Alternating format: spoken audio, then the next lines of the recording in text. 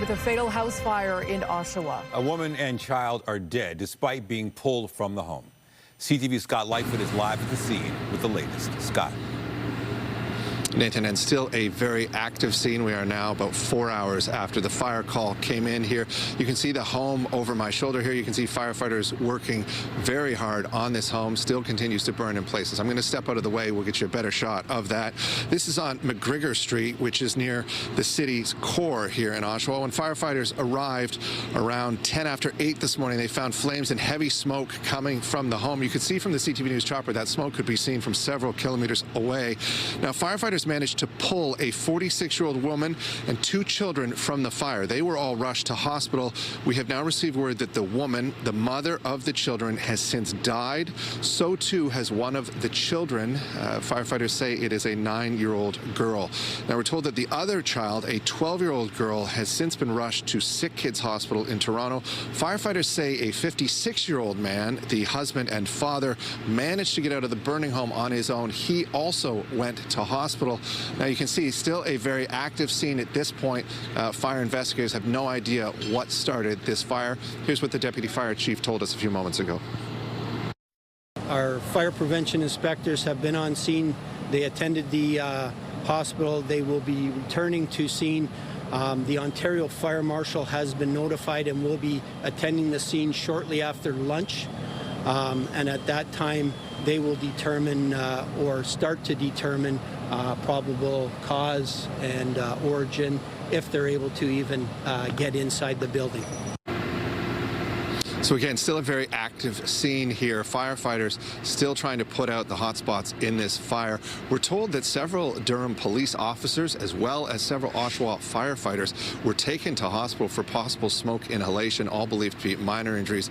Gives you some idea of just the severity of the fire when they first arrived on scene. Again, the mother and 1 daughter have since been pronounced dead. Another daughter in hospital. We'll have more, but for now, reporting live in Oshawa, I'm Scott Lightfoot. Nathan and Natalie, back to you. All right. Thank you, Scott.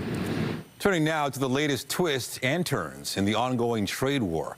Ottawa is responding to President Trump's tariffs on Canadian aluminum and steel with retaliatory tariffs. It comes as Premier Doug Ford readies for a critical meeting in Washington tomorrow with the American Commerce Secretary. CTV's Queen's Park Bureau Chief Siobhan Morris joins us live with the latest. Siobhan.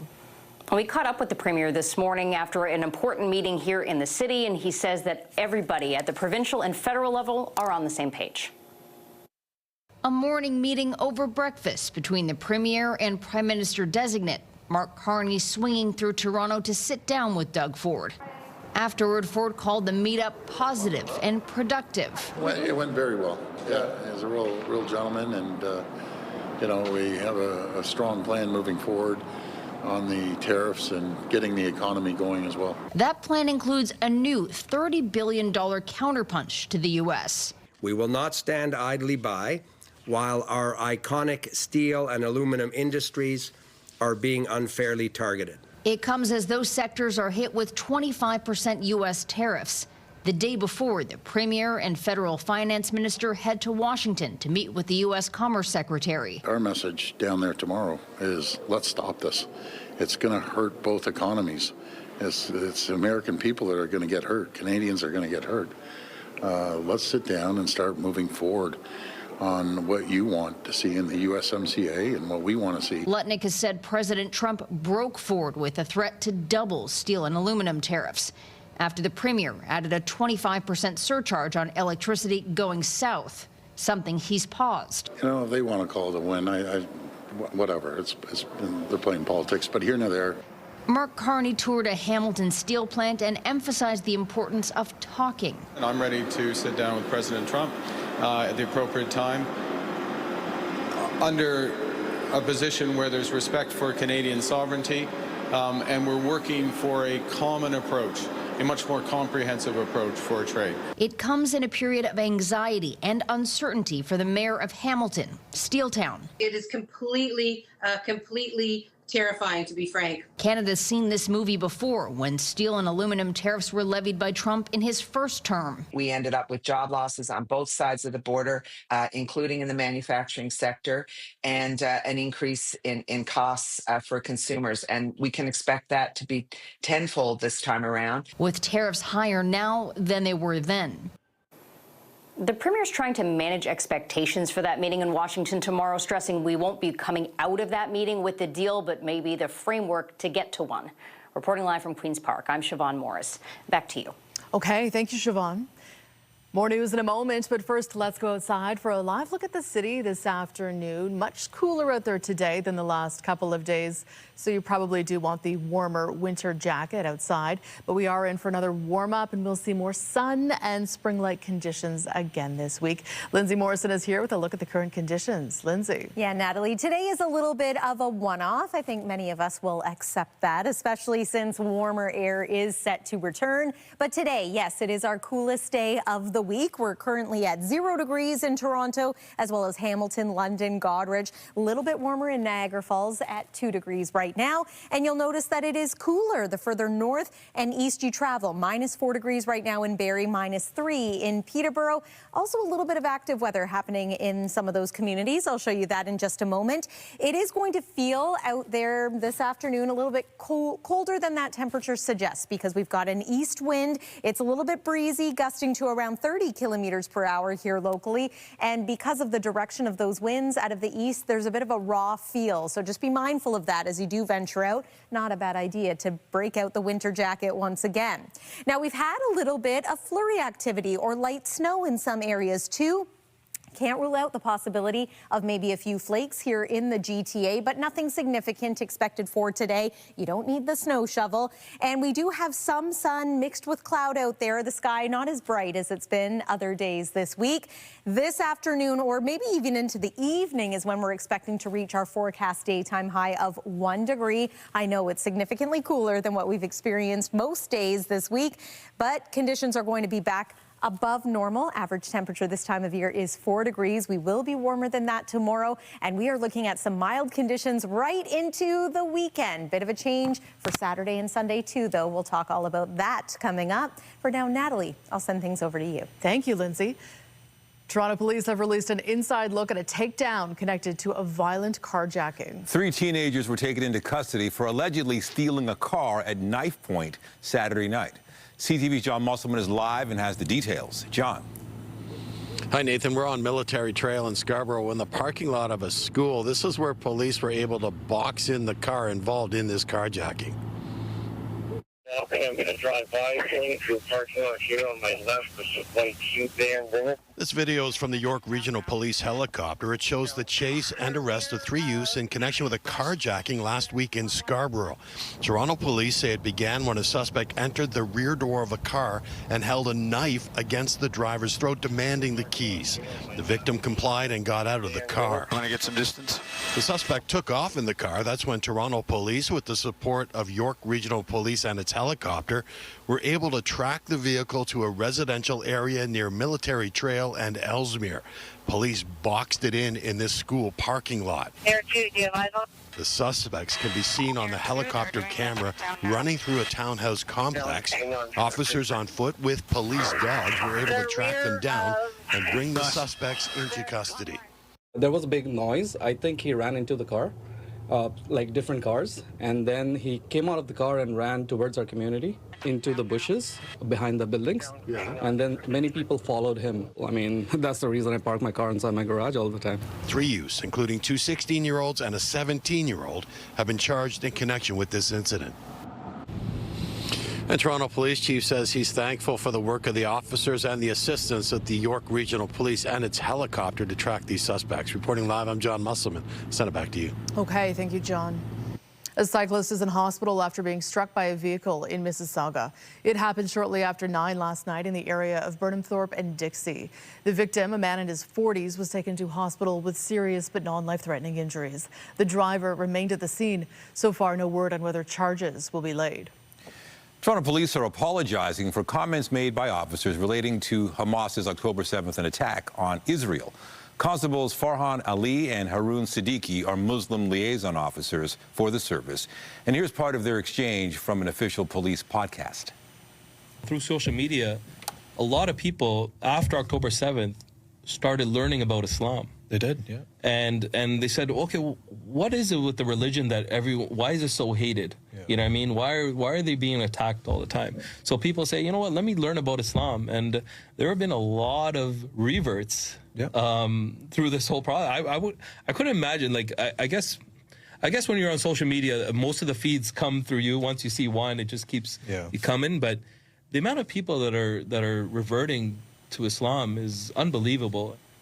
As those comments and others came under fire, Toronto Police shared an update saying, "We acknowledge that a recent episode of our podcast, Project Olive Branch, has caused significant upset and concern in the Jewish community and beyond.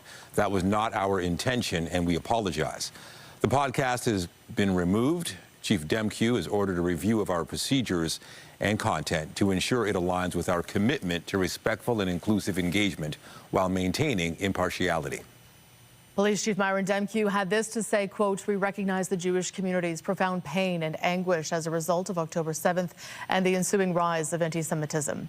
I have personally heard from the community about the impact of this podcast, and I'm truly sorry. Our commitment to protecting our Jewish communities remains unwavering." Returning now to our top story, Ottawa has announced nearly $30 billion in additional tariffs on American imports in response to the 25% tariffs imposed by Donald Trump on Canadian aluminum and steel. CTV's Scott Hurst joins us now with more. Scott, walk us through Canada's response here. Natalie, good afternoon. Canada is hitting back in response to the 25% tariffs that have been imposed by the Trump administration on steel and aluminum, not just against Canada, but against trading partners around the world. We heard from federal ministers this morning detailing Canada's dollar-for-dollar response, and Canada will respond as of 1 minute after midnight tonight, and that includes 25% reciprocal tariffs on close to $30 billion worth of U.S. goods. That includes about $12.6 billion worth of steel products and about $3 billion worth of aluminum products. But then Canada goes further, also announcing additional reciprocal tariffs on other U.S. goods worth about $14.2 billion, and that includes tools, computers, sports equipment, and cast iron products as well. Now, we should point out this is in addition to the 25% counter tariffs on some $30 billion worth of goods already imposed in response to U.S. tariffs that were put in place initially on March 4th, Natalie. And Scott, we know this story seems to change by the day, if not the hour. What more are we learning about the meeting tomorrow in Washington, D.C. with the U.S. Commerce Secretary? What we know about the meeting, it was secured by Ontario Premier Doug Ford, but he will be joined in Washington, D.C. with the Federal Finance Minister Dominic LeBlanc and the Industry Minister Francois-Philippe Champagne, also traveling to the U.S. Capitol to meet with U.S. Commerce Secretary Howard Lutnick. Now, what we did hear from the Finance Minister today is that this meeting is not specifically about renegotiating the CUSMA deal. That is the Canada-U.S.-Mexico free trade agreement that U.S. President Donald Trump signed in his first term. But he was saying that this meeting really is an attempt to lower the temperature and get the two sides to the table to begin to hash out some of the differences here. But of course, the main objective from the Canadian perspective is to get these tariffs off the table completely, remove all of the tariffs. As Canada says, it will continue to maintain its countermeasures and increase them potentially on April 2nd if the U.S. goes ahead with the reciprocal tariffs that the Trump administration continues to threaten, Natalie. Hey, CTV Scott Hurst bringing us the update on the trade war. Thank you, Scott. Thanks, Natalie.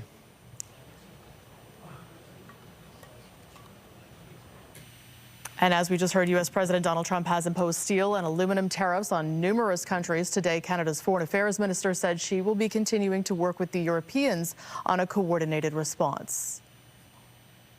We are having lots of conversations with Europeans right now. I'll be meeting with the foreign ministers from, of course, Germany, France, Italy, the foreign minister of the EU, as well as the British one. And I know that the Prime Minister designate is going to reach out to many of our European friends. The European Union announced retaliatory tariffs today on U.S. farm and industrial products from Republican-led states. The Bank of Canada is cutting its key interest rate amid uncertainty over the impact of the U.S. tariffs on our economy. Monetary policy cannot offset the impacts of a trade war. What it can and must do is ensure that higher prices do not lead to ongoing inflation. The rate is being lowered by a quarter point to 2.75%. The central bank says trade uncertainty is already hurting the Canadian economy as consumer and business confidence is shaken. Officials suggest the tensions and tariffs will likely slow the pace of economic activity and increase inflationary pressures in Canada. And joining us now is Andrew Bell of B&M Bloomberg with more on today's interest rate decision. Good to see you, Andrew. So this was widely expected. Totally, yeah. And we're not seeing a huge reaction in the markets. Often when a country cuts interest rates, its currency weakens because it becomes less attractive to put money into short-term deposits. But actually, the Canadian dollar's rallied a little bit today. It is still stuck below 70 cents US. This is frustrating for the Bank of Canada, though, because it looked as though its policies, its interest rate cuts, were working. The economy has been showing signs of strength over the past couple of months, but this trade uncertainty, to put it mildly, compelled or impelled the bank to reduce borrowing costs for a 7th straight meeting.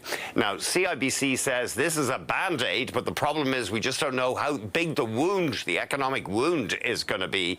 But CIBC, again, Avery Schenfeld, the economist over there, saying this interest rate cut is only because of the trade war. There's no real reason in Canada's economy right now, apart from the trade war, and that's a big apart from, to bring down borrowing costs. So how can people, investors, businesses take advantage of these rate cuts? Well, it looks as though a lot of economists are now saying we're going to get at least 2 more cuts, and we're probably going to get the core rate down. Maybe 1 cut, maybe 2 cuts, but we're likely to get the core rate down to 2.5, maybe even lower, 2.25% by the summer.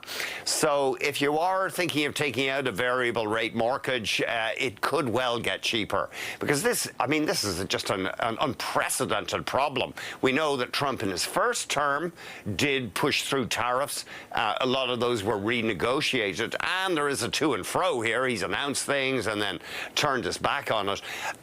One interesting thing here is that Howard Lutnick, the Commerce Secretary south of the border, is a Wall Street guy. He has no experience of managing an economy, and Politico.com arguing today that some of Trump's allies are worried that Lutnick is seen as a bit of a loose cannon and is not displaying much knowledge of economics and how tariffs work. But of course, politics is partly show business, and Trump so far is allowing Lutnick to go on TV and in some cases actually anticipate the president's announcement on tariffs. I don't even know what to make of that. It's not even encouraging. Where is this all going to go? Well, you know, Trump has an ambitious agenda here. He wants to bring manufacturing back to the United States, but that's a tall order. I mean, there are reasons why factories moved out of America. It can be an expensive place to do business. It's just cheaper in many cases to make the products near to markets or to just get the darn stuff made in Asia where the wage rates are lower. China, of course, the wage costs have gone up there, but places like Bangladesh, Vietnam are still attractive. So I think the fear is that this is going to be a long 4 years if Trump sticks to his guns. Now, if there is a real collapse in the stock market or if the U.S. economy goes into a tailspin, he may chicken out. I mean, certainly if unemployment starts rising, that's the big one. He's going to be worried about that. But so far, and it's very early days, the U.S. economy has not shown signs of weakening. All right, B&M Bloomberg's Andrew Bell with the latest on the Bank of Canada's interest rate cut. Thank you. Thanks a minute. And for more on the reaction to the rate cut, we go to CTV's Raheem Ladani, who is live in Liberty Village this hour with more. Raheem. Here in Liberty Village, there is a great mix between homeowners and renters, and so today's interest rate announcement is having a significant impact on people in different ways. However, in talking with people here, it's the current economic uncertainty that's having a greater impact. We've seen the Central Bank of Canada now make 7 consecutive cuts, and typically when that happens, for those with a variable mortgage, it would mean more money in their pocket, and for renters, it would increase the likelihood of them getting off the sidelines and transitioning into home ownership. ownership. However, taking a look at numbers from the Toronto Real Estate Board, home sales were down 27% last month compared to February 2024. The reality is consumer confidence is down right now. And so while some are hopeful this rate cut will help them, others say it's a drop in the bucket. Take a listen. I guess it affects us. So, we just bought a condo, so it will help us in the new place. And then plus we have to sell our current one. So hopefully people are more interested in purchasing now that the rates have gone. It helps the people who already have mortgages, who already have hundreds of thousands of dollars in financing. It does nothing for those of us who don't have homes, who don't have hundreds of thousands of dollars, who don't have generational wealth.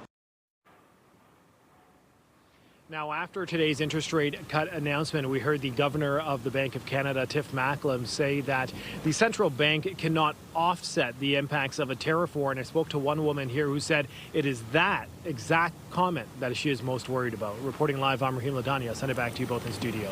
Thank you, Raheem. Russia said today it is awaiting details from Washington about a proposed 30-day ceasefire with Ukraine. During talks yesterday in Saudi Arabia, Kyiv agreed to support the proposal. The U.S. then announced it is resuming weapons supplies to Ukraine as well as intelligence sharing. The Kremlin says it is now carefully studying the results of the meeting and would wait for more information from American officials. Well, it has been feeling like spring recently here in southern Ontario. I want to show you the highs reached yesterday across the province, and focusing on downtown Toronto, nearly 14 degrees, Windsor nearly 16 degrees. It was closer to 12 degrees at Toronto Pearson, but still very comfortable. Today, significantly cooler. We're going to struggle to make it to about 1 degree. It might happen later today, but it is going to feel colder than that throughout the afternoon. And suddenly we are below normal. 4 is our average daytime high this time of year. Have no fear, warmer weather is returning for the end of this work week and into the weekend, but the weekend comes with a trade-off. We are talking significant rain and some strong winds. We'll talk all about it in detail after this break here on CTV News.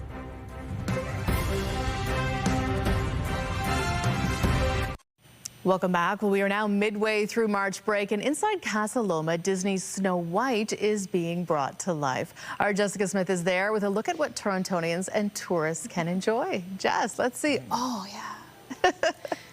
Don't do it. The enchanted apple. Normally apples are a good thing, right? But it can be a little bit scary when they're enchanted apples. We're inside Casa Loma for the Snow White exhibit. I've got Katrina and Charlotte here, and I want to talk to you first, Katrina, about where we're standing because it feels so very magical.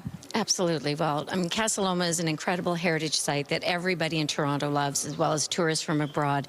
So we're always very excited during March break because the castle fills up with families and kids and children, especially little girls running around pretending to be princesses. So this March break, we're bringing it all so that the kids and families can have an amazing time during the break. And I've met a few princesses while we've been here, and it's been really exciting. But Charlotte, I want to talk to you about Snow White itself because it feels so enchanted. The space is so beautiful. What made you want to do this collaboration? Well, look around. I mean, Casa Loma is just the perfect backdrop for a princess story. Snow White is such an iconic movie for the Disney company. The 1937 original animated movie was our first full-length animated movie, and Snow White is our first Disney princess. So what a better place to bring it to life for fans and families before the movie comes out on March 21st, the new live-action reimagining we're very excited about. I mean, you got activities in here. There are performances. Talk to me about what people can expect when they come inside this enchanted place. So when you come into the castle, I mean, first of all, you're embraced by the warmth of the castle. And as you pointed out, it's a cold day. Why not come inside, right?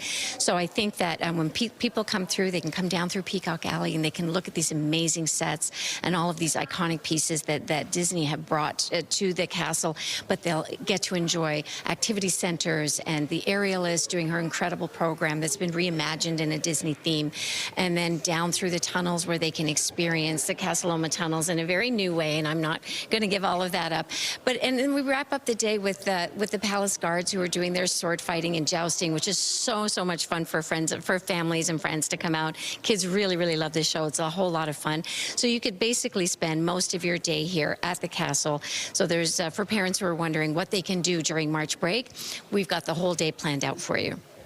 Now, there really is something for everybody. What's been the reaction so far? Because I see people coming through and you hear the gasps and the ahs and the costumes. What's the reaction been so far? It's been so magical so far. I mean, families are coming from all over to check this out. There's so many great things to see, and it's so heartwarming to see all the families walking around in costume like we just love to see. I mean, like I said, this movie is so important to so many people, so we're so happy that we could bring it to Toronto.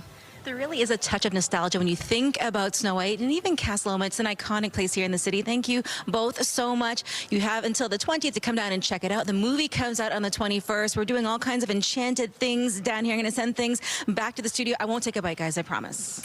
No, it does look tempting, doesn't it? Don't do it. I was Whatever wondering. you do. I got to say, it is good to have some indoor activities today, especially for the kids during March break. A little chilly out there. Yeah, overall, though, I think we're so grateful for the sunshine that we've seen. You know, the kids shedding the winter jackets the last couple of days, running around outside. It's been just fantastic. I agree, though. This is maybe the good opportunity to spend some time inside because the rest of the week is looking pretty nice. But today, yeah, a little bit cooler. Overall, it is still manageable, though. If you're maybe heading to a ski hill or just want to spend some time outside, it's not that bad out there. Nothing compared to what we've experienced at other points this winter, but it is the cooler day. You'll want the gloves, the hat, and the winter jacket. Weather is brought to you by the Pressler Law Firm Injury Lawyers. You don't pay unless they win. Now, we do have a little more cloud out there today compared to the last few days, but we still enjoyed a pretty lovely sunrise this morning. Of course, that's happening a little later in the morning these days, ever since the time change over the weekend. There's the beach. The winter station's happening there as well. Nice calm waters overall. You know, it's not a bad day. It's perhaps the least appetizing day of them all this week when it comes to spending time outside, because so many of us have been ready for the warm up. There's another one coming as early as tomorrow. But right now it is 2 degrees in Windsor. Compare that to almost 16 degrees yesterday. 1 now in Toronto. We've done it. We've climbed just above the freezing mark. But look where winter remains. Northern parts of Ontario, Quebec, and parts of the prairies. Temperatures well below freezing, and at times into the -20s overnight last night. Now, today, temperature-wise, it's still going to be quite mild across the extreme southwest. 10 degrees, for example, in St. Thomas. A little bit cooler in some areas around the GTA. This is actually tomorrow. So 7 degrees in Burlington, 8 in Aurora. We're returning to some sunshine, so that will be quite lovely. 5 degrees for you tomorrow in Huntsville and 8 in the Trenton area. All right, bringing it back to today. If you want to head out for an evening skate, you're still going to enjoy a mix of sun and cloud into the evening, maybe more cloud than sun at times. Temperature going to be about 1 degree. As mentioned, we're hitting our daytime high today a little later on. Typically, we do that earlier in the afternoon. Still going to have that east wind, and then tomorrow morning, it is still going to feel a little bit chilly first thing in the morning. For example, 7 a.m., -2. That's our forecast overnight low. Wind chill, -4, but that sunshine will be out bright and early, and then in the afternoon we're forecasting a high of 8 degrees. Quite pleasant for spending time outside once again. Now today, we do have this east wind, not overly strong, gusting to around 30 kilometers per hour. And we've had a little bit of active weather in some areas, some light flurries now just south of the Barrie area, maybe impacting the north end of the GTA. For the most part, though, we are quiet this week, at least for the next couple of days. Some cloud, but not much in the way of precipitation. Little area of low pressure to the north. And we'll just let this forecast radar play to show you that cloud cover is going to come and go as we make our way through today. A mostly bright day for tomorrow. Mix of sun and cloud in store for your Friday. It's the weekend, though, that things could get quite active. We're forecasting some wet weather starting earlier on Saturday. It looks like rain could be heavy at times through the overnight hours and into Sunday. Plan on both of these days being unsettled, windy as well. Mild for Saturday, slightly cooler on Sunday. We're back to a seasonal daytime high of about 4 degrees by next Monday. That's the 7-day forecast for now. Nathan, I'll send things over to you. All right, thank you, Lindsay. The city's planning to change the way it runs its ferry service to and from the Toronto Islands. On summer weekends, Toronto's ferry service is the 3rd largest by passenger volume in all of Canada. Last year, it carried out more than 1.4 million passengers, but it had a number of incidents in recent years, including a crash in 2022 that left 20 people hurt. The crash prompted upgrades to safety procedures. After a third-party review, city staff are now recommending a push to plan a long-term vision for the ferry system. Among other priorities, it calls for enhancements to crew recruitment efforts and communications with the public. The proposal goes before council this month. Coming up, looking back at the impact of COVID-19 on Toronto, 5 years after the pandemic was first declared. That's after the break.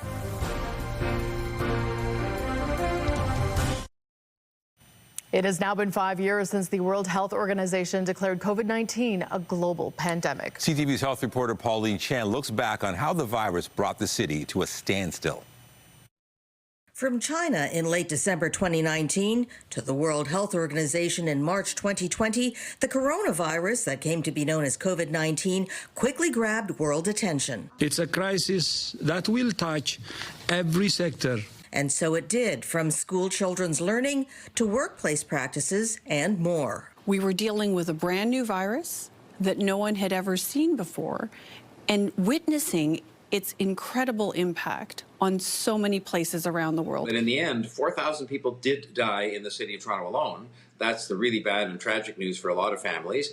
Many other people were affected by it in many different ways. But the other reality is that Toronto, as a result of the measures that were taken in concert with the other governments, established one of the best records in the world of minimizing death and maximizing vaccination, which turned out in the end to be the key. Dr. Isaac Bogosh names the ICU crisis in spring of 2021 as a key challenge. Helicopters flying from one hospital to the other side of the province to another hospital where there was, an ICU bed that might have been available.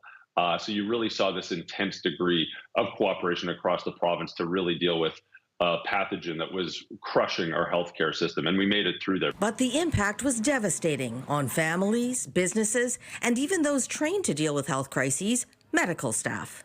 We didn't know how much it was going to affect clinical workers, our kids, whether we could bring it home, our elderly parents, and so a lot of fear. Now, as we reflect back, Vivian Stomatopoulos hopes lessons learned, especially in Ontario's long-term care, are not forgotten.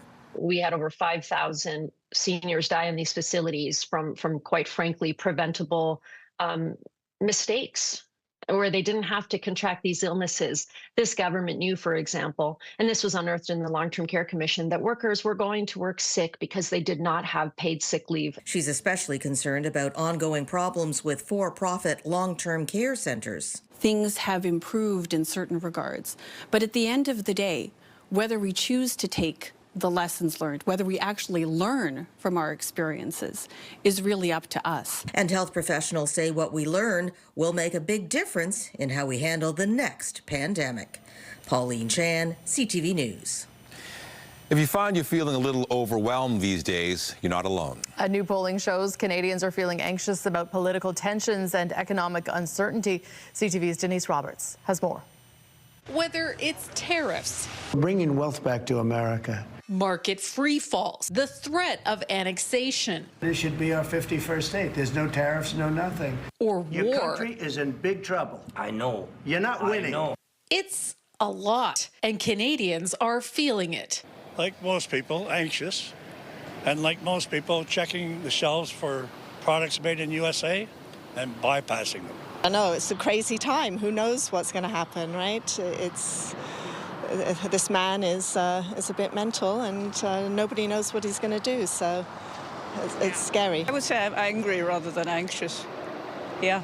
And why are you angry rather than anxious? Because this man is destroying not just his own country, but he's having a huge impact on the entire world. Opinions that track with the majority of the country at the moment, according to Léger's Sébastien Dallaire. They've been polling Canadians weekly and say the levels of anxiety are high. On the one side, there's anguish about what could be happening, what could be coming next, so people are worried. But this is combined with a sense of anger. But it's not all about Trump. He says Canadians were still getting over the effects of the pandemic and inflation before this latest barrage. It contributes to what was already a fairly tense political environment, but also a sense of weariness and anguish. This so-called Trump anxiety is also making its way to therapists' office, according to psychologist Linda Pagani. I have noticed it in my private practice. I've also noticed it in my social connections. A lot of people are calling me. She says people are feeling apprehension and rage and are looking for ways to cope.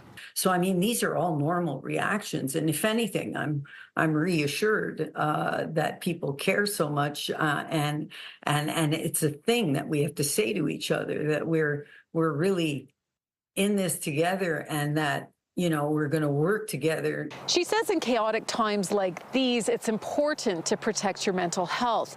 That means limiting your social media and news consumption. It means getting outdoors and getting a good night's sleep. And there's another thing she prescribes to her patients. Is to go out and help somebody else. Just try to engage in helpful behavior with other people, because it really, pro-social behavior, caregiving, reduces anxiety. Something small we can all do in these uncertain times. Denise Roberts, CTV News. Meanwhile, a new Leger poll suggests it is not just anxiety that is rising in response to Trump's tariffs and threats against Canada's sovereignty. An online survey of more than 1,500 people found that the number of people expressing pride in being Canadian has grown to 86% this month, up from 80% in November. National pride is highest among people aged 55 and older at 92%, while 75% of those aged 18 to 34 said they are proud to be Canadian. Comedian and talk show host Rosie O'Donnell revealed this week she's moved to Ireland, citing concerns over the Trump administration and the political climate in the U.S. Although I was never someone who thought I would move to another country, that's what I decided would be the best for myself and my 12-year-old child. And here we are. In a video posted to TikTok, O'Donnell said she made the move in mid-January, referring to the Trump administration's policies regarding the LGBTQ2S+ community. She added she hopes to return to the U.S. when it's, quote, safe for all citizens to have equal rights.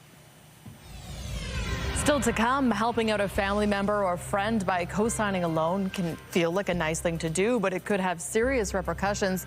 We have consumer alerts after the break. If you have a friend or family member with a bad credit history or low income, they could approach you with a request to co-sign a loan. Doing this might help them get the loan approved, but it could also put you in a jam if they stop making payments. CTV's Pat Foran has this consumer alert. I only went in to sign because she needed a co-signer. Shane Brown of Mississauga wanted to help a friend buy a car when she was unable to qualify for a loan herself. 3 years ago, he helped her purchase a 2019 Ford Escape. With financing, the loan came to more than $62,000. A year later, the car was badly vandalized by the woman's ex-boyfriend. She quit making payments, and that's when Brown discovered he was responsible for the loan and has to pay about $700 a month. If I had known what was going to happen or what was going to come down the line as a result of signing this loan, I would have never signed it. The car has been at a collision center for the past year and hasn't been repaired due to insurance issues. Brown has to keep making payments on a car he can't drive. I'm paying for something I'm not even using. Brown co-signed the loan with the National Bank. A spokesperson told CTV News co-borrowers can be added in the financing request even though they are not listed on the purchase contract, thus becoming responsible for the loan. Co-signing a loan is a serious undertaking because if the primary borrower can't pay back the money, the co-signer is on the hook for the entire amount. When you co-sign a loan, you are 100% responsible for the entire loan. Doug Hoyes, a licensed insolvency trustee, says someone who co-signs a loan could find themselves in financial trouble.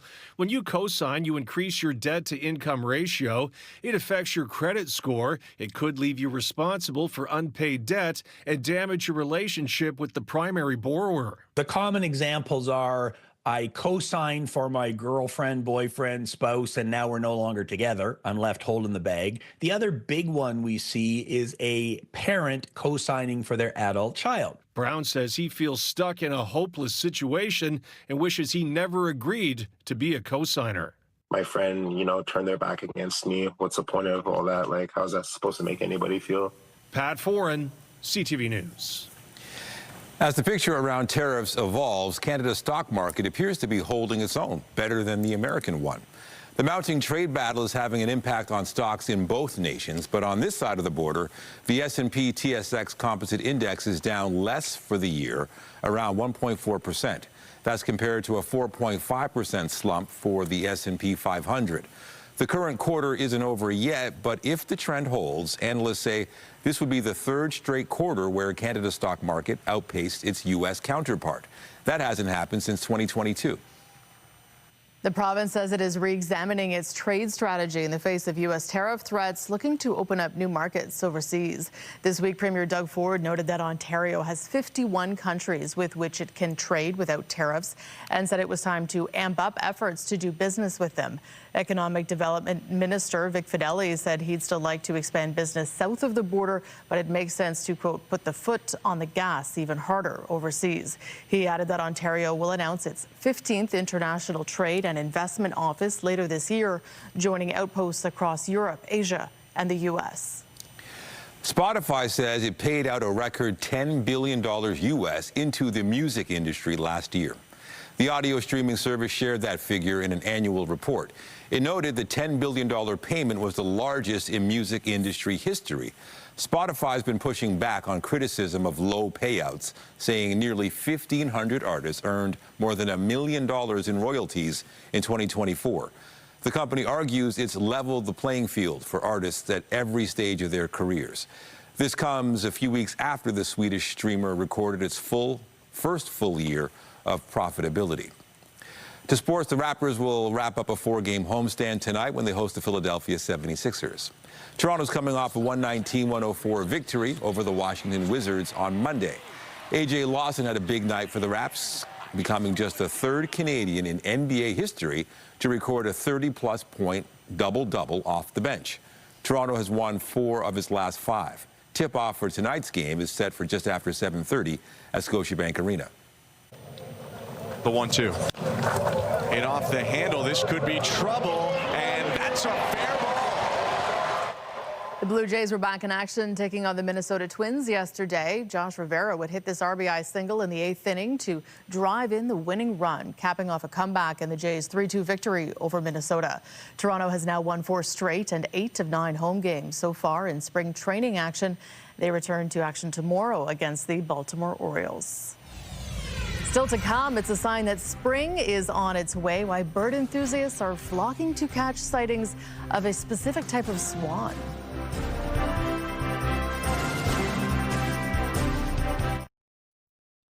Tundra swans are returning to southwestern Ontario, marking the coming of spring. As CTV Sean Irvine reports, bird lovers are flocking to see them. Tundra swans frolic and tussle on a pond in the Elmer Wildlife Management Area. Not far away, humans do the same atop a platform built to give them the best picture. As a photographer, I love to come out and get some flight shot. Helen Pattison seeks out the tundra swans each year. It's just standing here sometimes and just listening to the sound of them. When they come in, they just sound so majestic. The swans use this area as a stopover during migration to the high Arctic. Their arrival is a standing vacation week for these 2 men from the GTA, proving the birds generate economic activity through tourism and hotel stays. I spent a few times here to see them flying, and especially the way they come down to the water on top of the ice, right? It's fantastic. While by now it is obvious why people come, the swans gather here due to the water and an ample supply of corn. As many as 3,000 are spotted here at this time of year. Many are spotted by the naked eye. These women come each year to gaze and listen. Oh, I guess just what they do, and you know, they leave here when winter starts, start of spring and all of that. Ken Lee of Ingersoll celebrated his 80th birthday watching the swans. He's been coming to see his friends for years. They're quite the characters if you watch them close enough. With additional sightings along Greenway Road in Lambton County, more human faces are expected to be looking up through the lenses before the swans continue their migration. Until then, there is still time to respond to their call. I love the sound they make, eh? Near Elmer, Sean Irvin, CTV News. You know, you see the swan, you see the lake, and you think ballet. Exactly. Also, I think that any sign of spring at this point, I will take, whether it be swans, whether it be the sunshine, bring it. There's a lot of signs of spring these days. I'm looking forward to it. We still have a little bit to go before the official start of the season, but boy, oh boy, has it been feeling like it at times this week. Not as much today, and tonight we are looking to dip back below freezing. -2 is our forecast low, wind chill -4. We're going to feel that as we're waking up tomorrow morning, but by the afternoon, a nice rebound. Temperature around 4 degrees by lunchtime and 8 by the time we reach mid-afternoon. So we'll take that. Friday is even warmer, 13 degrees, mix of sun and cloud. Still quite mild into Saturday, but yes, we are watching for some rain, some strong winds as well. Could be significant, especially overnight into Sunday. Nathan and Natalie. All right, thanks, Lindsay. And that's CTV News at noon. Remember, you can get Toronto's breaking news all day long on CP24 and at ctvnewstoronto.ca. For Lindsay Morrison and all of us here at CTV News, thank you for watching. I'm Natalie Johnson. And I'm Nathan Dowd. And be sure to join us later for CTV News at 5 and 6. Have a great afternoon.